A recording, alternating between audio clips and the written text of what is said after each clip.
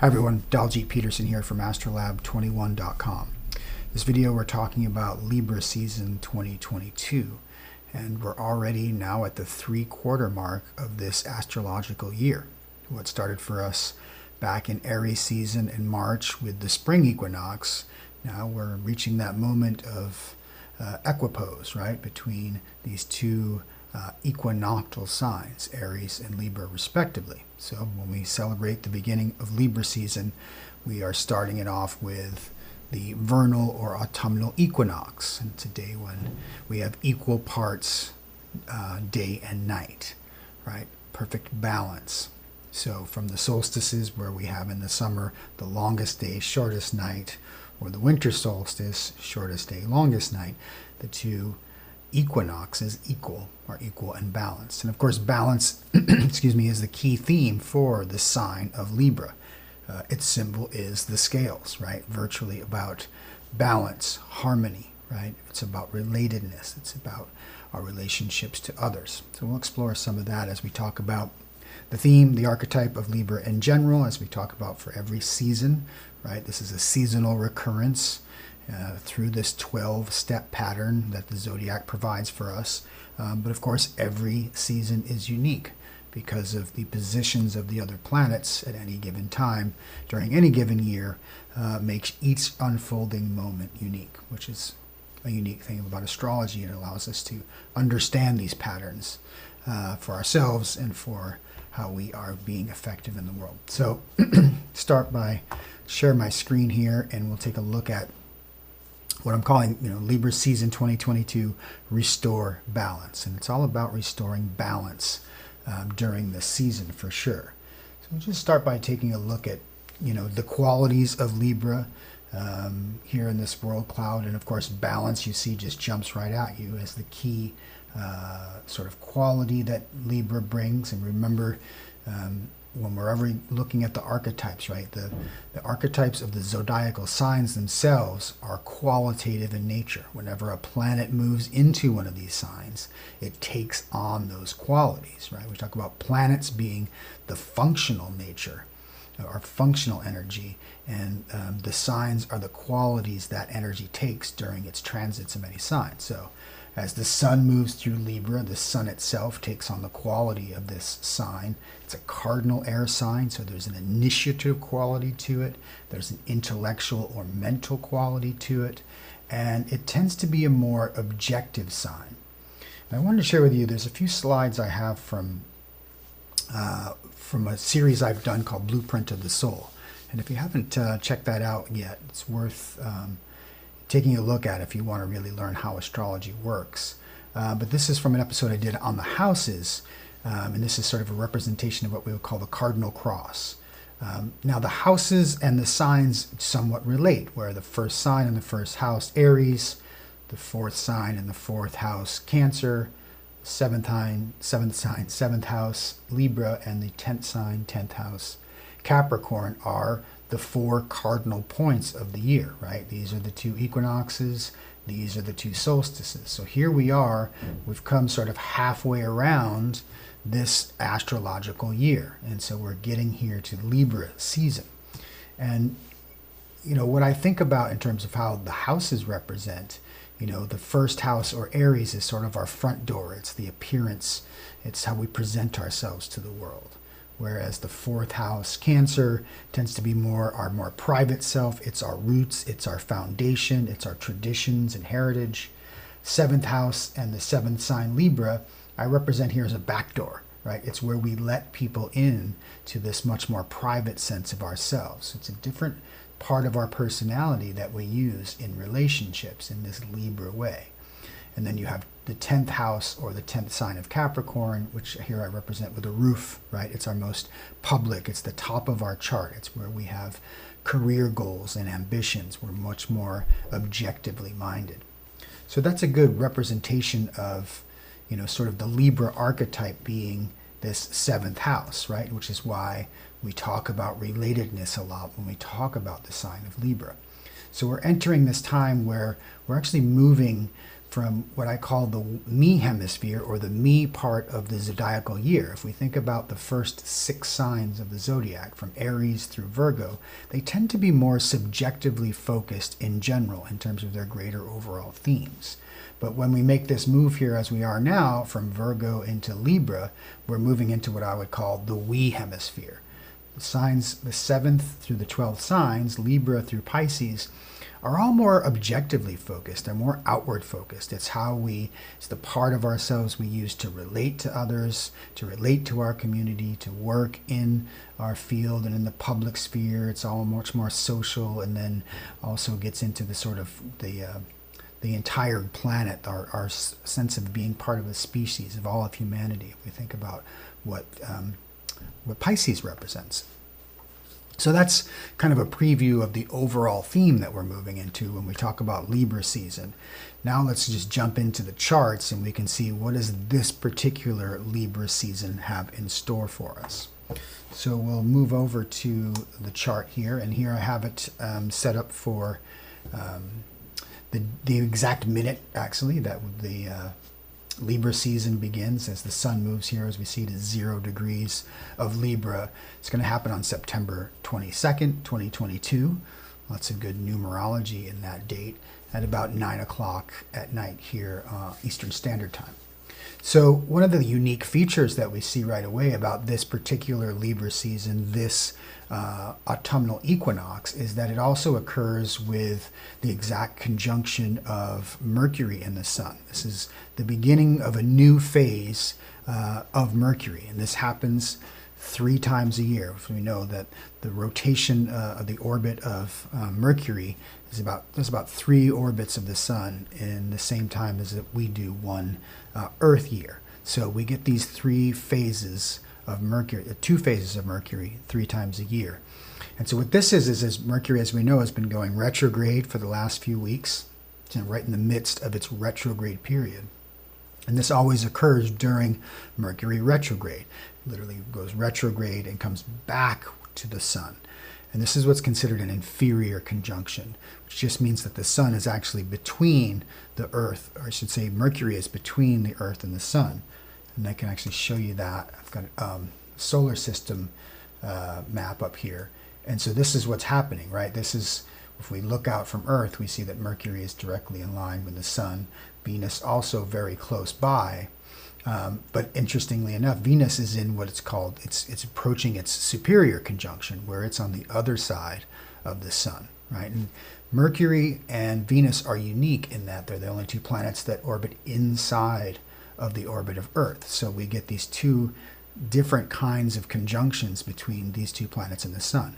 One time during its cycle, it's actually between the orbit of the Earth and the sun, and at the other point, it's on the other side. 2 different qualities. And so when we see, this is where the new phase of Mercury really begins, right? We call it a Promethean phase. And so that really means it's the initiation of a new sort of mental cycle. So this is really full of a lot of intellectual vigor. A lot of new ideas are going to start percolating in our consciousness. And this is appropriate, happening and coinciding with the equinox and in Libra season, when we are focused on cardinal air, right? New initiative, mental pursuits, communication, exchange of ideas, information. We're going to have a lot of big ideas are going to be coming to us. The other thing we can see here in this, is an opposition that we're going to get between Mercury and Jupiter, right? Which is over here in the opposite sign of Aries right now, right? So this alignment is going to really enhance our experience of not only this equinox, this whole Libra season, this entire month, this Mercury phase that's beginning, but also all of it getting a big boost from Jupiter in opposition. And we're going to see that Jupiter kind of plays a big theme for this month, as Jupiter, all things it does in a big or grand way. And we'll look at that on the chart in a little more detail, but I thought it was interesting just to show you how it looks here in the solar system as well. So that being said, let's jump back into the chart. So and then here you see it here, the opposition with Jupiter that's taking place, 4 degrees, also retrograde. And something else we're going to be looking at, we've been in this period where all of the outer planets are in their retrograde phase, right? And this tends to be a time of the year when the events of the world, the external world, tend to slow down a little bit for us, right? There's less pressure from the external world, from our jobs, our careers, our lives, the social networks that we're a part of. And it's a little bit of a reprise from all of that energy, which sometimes can feel overwhelming, right? It can be just a flooding of these sort of transpersonal forces, which is what the outer planets all represent. They're sort of the things that are bigger than us. And so when they're all retrograde, and this happens for a period every year, right? It has to do with where we are in terms of our revolution around the sun, right? We get to that point where everyone's opposite and we're sort of moving past them. But this is going to switch up once first Pluto and then Saturn later this month will start to move.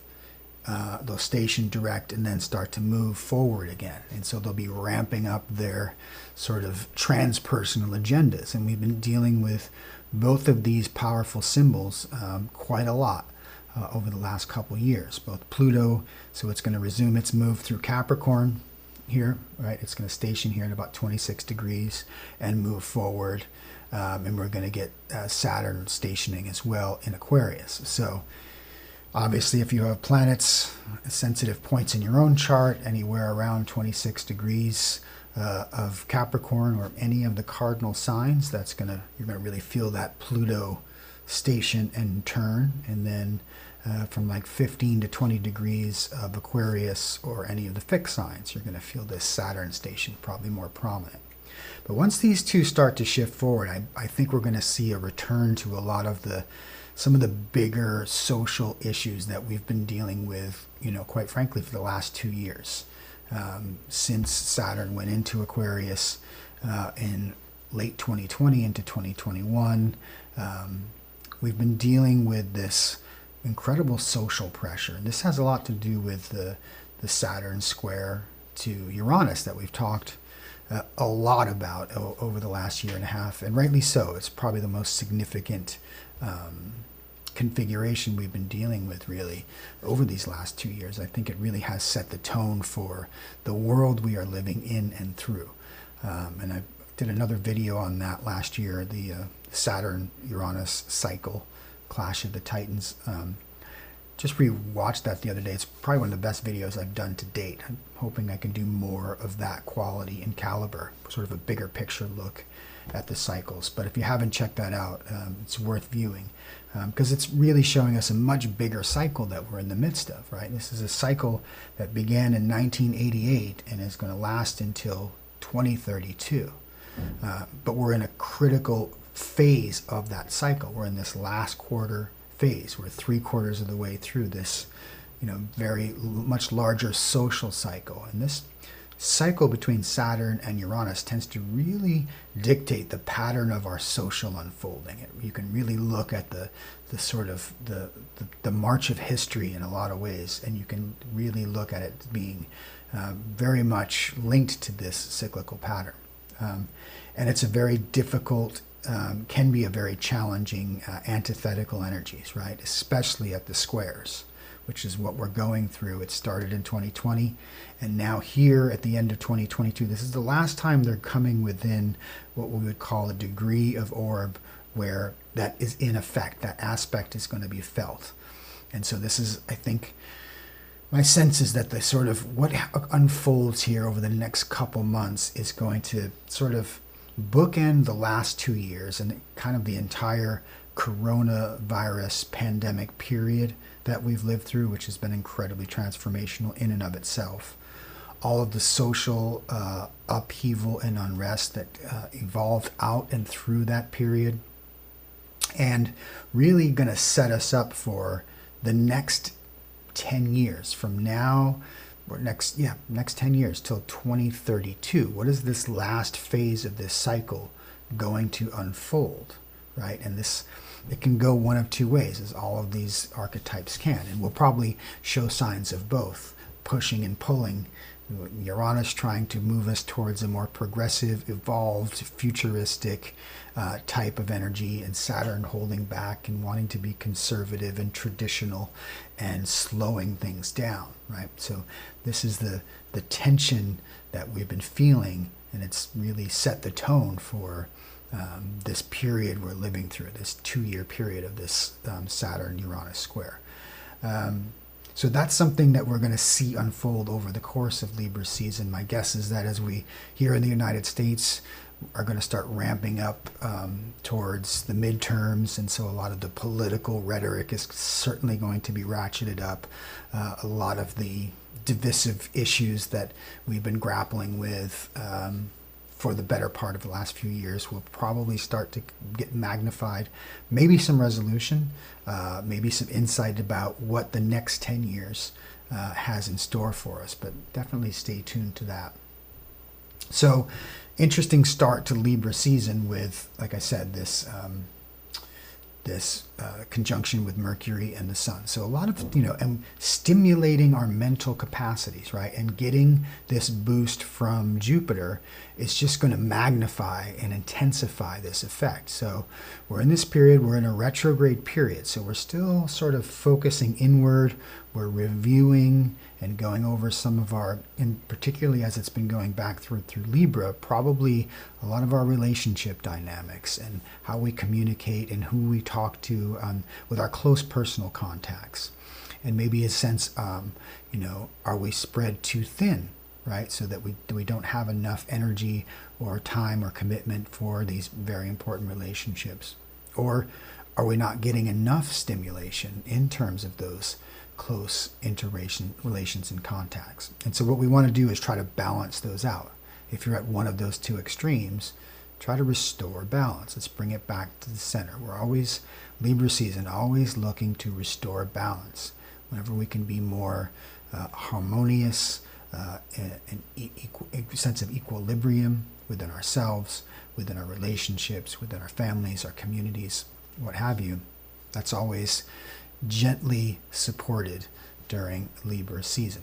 But you also can get the shadowy sides, right, where we can be a little bit self-centered and a little superficial and get sort of distracted by the material world and our sort of, it's all about aesthetics and beauty, which can have a positive quality, but we can also get sort of distracted by the baubles and the shiny things of the world. So something to keep in mind. But what we're going to have as the month progresses, if we just sort of march a day here at a time, we're going to see that, the very next day, Mercury continues its retrograde and goes back into Virgo, its own sign, right? So there'll be a shift here from, as I said, the focus on reviewing our communication patterns within relationships. Now we're coming to a review of a more personal nature, sort of our own inner dialogue, our own daily routines come back into focus, all of those Virgo detail and analysis type of qualities, right? And as we saw in that graph, right, we're going retrograding back from the, it came into the we hemisphere, now it's going back into the me hemisphere before going direct again later in October, and we'll move into that phase with a lot of vigor. So I recommend during the rest of this Mercury retrograde period for the next couple weeks, sort of keep reviewing and taking in this information, right? With this Jupiter and opposition hitting this the beginning of Libra season, we're probably going to get a lot of big ideas. It's going to be a very prolific time mentally, but we're going to have to sort of gestate and sit on them for a while, let them percolate internally, and sort of suss and sort which of these big ideas that we actually want to take action on. And once Mercury goes direct later during Libra season in a couple weeks, then we can move forward with those projects and those ideas, those big inspirational things that Jupiter has been trying to download for us. The next day we can just look at here on the calendar is on September 25th. Let's get it close here at about 2 degrees of Libra. We're going to get the Libra New Moon, right? So a time of initiation, very close to the equinox to get a new moon within a day or two of the equinox, 3 days technically. So this early start to this Libra season is going to have a lot of strong initiatory qualities. There's a sense of newness, a sense of a fresh start. We're entering a new season. We're entering fall. So we're sort of ending that summer vitality, and it's time to, literally reap what we sow, right? This follows that agricultural seasonal cycle that the rhythm of our lives, right? So really good time for a fresh start. Always good new intentions during a Libra new moon. Really refocusing your attention on relationships, partnerships, close one-on-one interactions, being more open, being more communicative, being more available, bringing a sense of joy and fun and delight and beauty and love and harmony to all of those relationships. It's a good time to really tap your inner beautician, right? And it doesn't have to mean just sort of physical beauty or glamorous beauty. What is the really beautiful things in the world that you want to manifest, that you want to enhance and emphasize? Great time to set an intention to become more artful or creative in your own capacity. Tap your inner artist. What are the things that give you great joy that you do, particularly with others too? If it's something, a shared opportunity, a shared experience, great time to initiate, start something new, or revamp some of those routines. And again, Jupiter's opposite this configuration as well. So getting that big Jupiter energy, and something just to look at here in terms of, what are we getting with Jupiter and Aries, right? Well, Jupiter, as I said, is always going to have this expansive quality. It wants to just bring a lot of energy. It's optimistic, it's hopeful, it's inspired, it seeks the truth, it wants to learn and grow. It's, in Sanskrit, the word for the planet Jupiter is guru, is teacher, right? It's that great wisdom. We could associate it with the sign of Sagittarius in some ways. That's sort of the philosophical, spiritual, religious component that's very global, very worldly. When it's moving through Aries, it takes on those qualities, right? So Aries is this very aggressive, risk-taking, energetic, impulsive, independent energy, right? That Mars-like energy. So Jupiter has this very pioneering, courageous, assertive type of quality during this period. And this is a tone for about a year, right? For most of the rest of 2022, for a small exception, it's going to retrograde back in Pisces for a bit towards the end of this year. But once 2023 starts, for that first 6 months of 2023, Jupiter is going to be moving quite quickly through the sign of Aries. So some big, aggressive, bold energy, bold ideas, bold initiatives. Now, while it's retrograde, and at any time, really, of course, but we can always get sort of the combination of the more shadowy sides of both the planetary function and the sign's archetype and its qualities. So, you could, if you combine that sort of overindulgence of Jupiter with an impatience or an impulsive or pushy type of quality of Aries, right, you can see that could be a recipe for disaster. Right? There's a lot of potential for a lot of waste, for aggressive energy that's spent in just frivolous pursuits, right? It's just, you could get very self-indulgent and self-engrossed. There can be this restlessness of Aries combined with that sort of over-exuberance of Jupiter can just, it's sort of, what is it, idle hands are the devil's work, that kind of metaphor seems appropriate with this configuration. So you always just want to be aware of that. If that excessive energy becomes excessive and a little too aggressive, that could be a recipe for, I don't want to say disaster, but could get us in a little bit of trouble, particularly in our relationships, right? Because this energy is opposing all this Libra energy about, the sense of the other. So with Jupiter moving through Aries, we're going to have a lot of self-focused interests, selfish in a way, in the truest sense of that. A very independent streak. We're going to want to do our own thing. in a very big way. And there may be some tension there between your own personal desires, your subjective desire to really explore and be enthusiastic about all these big ideas that this new Mercury phase is giving you, and then balancing that, restoring the balance with the obligations to the others, to the partners, to the people in your life that you value and love. So expect that, a little bit of that tension. And again, Libra season, how are we balancing these two opposite energies? And as we move forward into the season, eventually we're going to get Venus moving into Libra as well. This will happen on September 29th. So now we get Venus moving into her own sign and starting a 3 or 4 week journey through that sign. So this is just going to bring more of that sort of loving, beautifying, harmonious energy into this Libra season.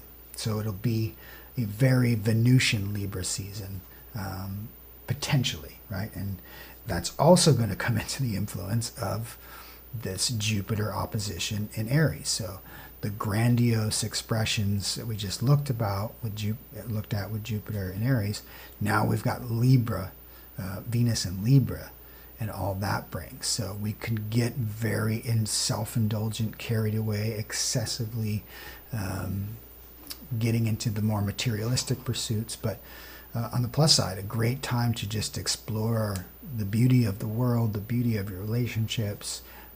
Great time to get into art if you're an artist.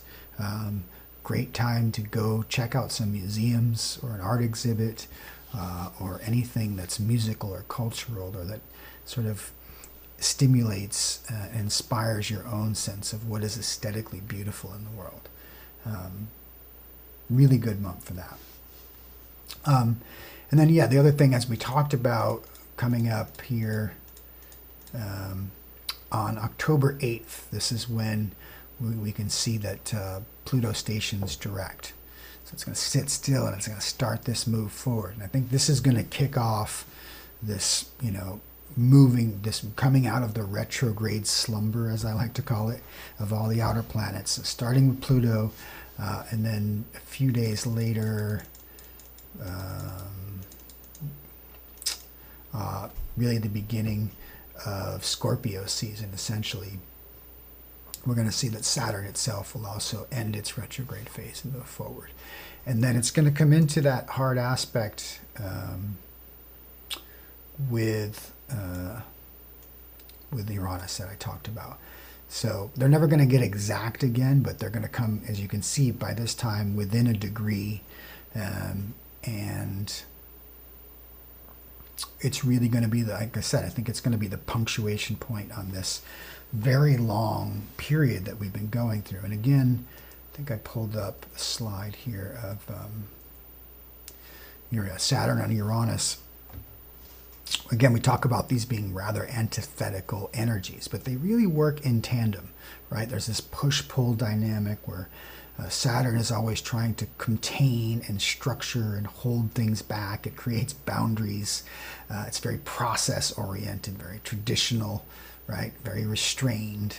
And then Uranus has this very liberating quality. It wants to really break the chains of Saturn. It wants to go beyond the boundaries of Saturn. It wants to explore and expand and innovate and revolutionize, individuate. It wants freedom from the restrictions, freedom from the known world of Saturn.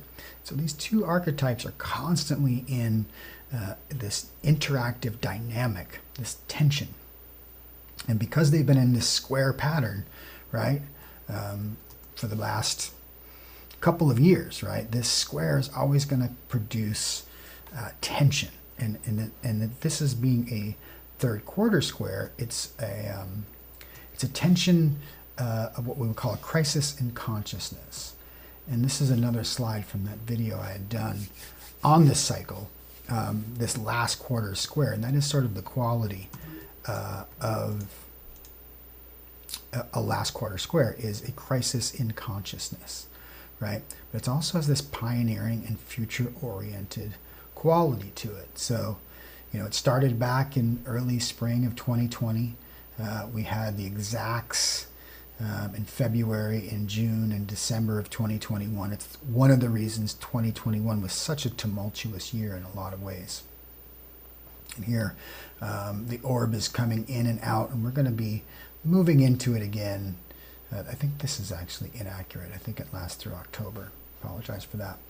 But, you know, some of the things that we've experienced during this phase, right, between the coronavirus, the social unrest, the attack on the Capitol building, and the vaccines and passports, the inauguration, all of these things I think are going to culminate as we enter into this last phase. And these themes have been recurring since this time, right? And we're going to see, I think this is the pinnacle, as I said. All of this comes to a head, and it remains to be seen whether this emphasizes some of the more positive qualities of this combination, because it can be incredibly powerful when united, right? You know, this idea of responsible freedom, cautious innovation, liberation through routine, very interesting process. Problem solution, more problems, challenging the bedrock assumptions of a worldview, right? Versus what we would say are more shadow sides, which we saw plenty of in the last 2 years. A tension between past and future. We've been seeing this play out in our culture to a T in many ways, right? Sudden shocks, rude awakenings, this hyper responsibility and hyper vigilance that we've been living through. It's sort of let up a little bit, but still, we're still in this fear, this constant fear of disease, fear of war, fear of not enough, right? Fear of the financial problems, fear of a recession, fear of inflation, seeing some of the negative sides of modern science and technology, generation gaps being brought to the fore. So, you know, there's a lot of challenges that we're facing during this period. So as this last quarter phase comes to its last gasp of this, as I said, this is really setting the tone for the next 10 years to unfold. So this next few months could be very interesting. So I'm going to be, you know, paying close attention to the events of the world and what unfolds, and trying to see how these big grand archetypes are interacting and playing out. How are these themes showing up? Because it is going to be important. It really is going to set the tone for the rest of this cycle that will culminate in 2032. So this is going to be a very exciting and interesting decade. We've got a lot of things coming up in the next 2 years, with all of the outer planets shifting signs in that period, which is going to be I think we're going to be putting the pedal to the metal on change. I think we're going through this period of a chrysalis, if you will. We're a little bit like a caterpillar in the cocoon, and we're waiting to be born on the other side and to take wings. But it's going to be it has been a rather painful transition, and I don't think we're through the woods yet. But I think it's helpful to see these themes and to know that they're all active at every level, right? We all have an individual response to all these transits based on our own personal charts. So where we have certain sensitivities and planets showing up. I know for me, I'm Aries moon, Uranus and Libra, right? So all this stuff we've just talked about, this particular equinox and what's happening is happening in a very sensitive part of my chart, my 5th and 11th house. So, it's going to affect me in a way that's going to be profound, and it's going to bring up that dynamic that exists in my chart already. So for you, it could be completely different. It's important to know your chart really well. It makes this information really much more insightful. So if you haven't had your chart read recently or ever, please take the opportunity. Find an astrologer who you trust or is knowledgeable, reputable. I offer that service myself. You can go to astrolab21.com, book an appointment there. I've done a lot of readings with a lot of viewers out there over the course of the last few years, which has been really, really rewarding. I really enjoy that. But we want to really know what's going on. How do we respond to all of these events and all of these astrological configurations that are putting this influence on us, right? And I always think that if you don't understand how it works, it feels like fate, right? It feels like these overwhelming forces that are bombarding us and that we don't have control over, right? We're just tossing at the winds of fate. But if you do know your chart and you know these cycles and you can anticipate these energies that are moving through your life, moving through your relationships, other people are experiencing them and how they might be reacting, well, then you turn that sense of fate into a sense of destiny, because you have a sense of control over it. And you can use this astrology as a tool, which is really what it is. It's a great tool that helps us make sense of ourselves and others and the world we live in, and helps us navigate these sometimes treacherous waters in a way that is more inspired and more intelligent, more knowledgeable, more aware, brings more awareness of how we're using our energies. So that's a glimpse at a few of the big themes that are unfolding over the course of Libra season. Of course, there's a whole lot more that we could look at on a daily basis, but I always like to just give you the sort of big picture stuff that we can look forward to during this season. So hopefully that's helpful. If you like the video, as always, I hope that you'll click the like button. Please subscribe to the channel if you haven't already. Check out the other videos as well. I'll leave a description below. As well as the Blueprint series. I spent a lot of time on that over the last few years, sort of a Astrology 101. So if you want to learn more about the signs, the houses, the planets, the aspects, I go through all of those features, and you can check that out here as well. All right. Happy Libra season, everyone. Have a happy and safe month, and we'll see you next time.